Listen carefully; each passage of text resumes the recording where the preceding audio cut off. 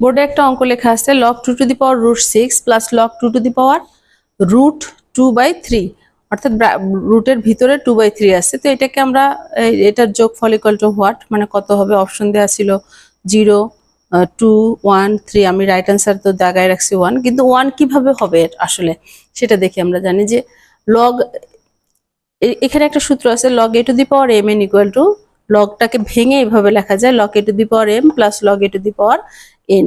তো এখানে ভাঙা অবস্থায় আছে, আমরা একসাথে করে দিব। কি করব? log 2 টু দি পাওয়ার, লগের এই পাওয়ার এবং এই পাওয়ার গুণ আকারে থাকবে।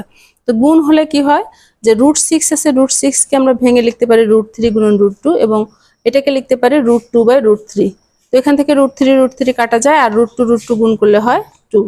তার মানে হয় log 2/2 ইকুয়াল টু 1। তো এটা রাইট অ্যান্সার 1। আমরা কিন্তু যখন আমরা এগুলো করতে করতে একটু দক্ষ হয়ে যাব, তখন কিন্তু আমরা মুখে মুখে এর আনসার বের করতে পারবো।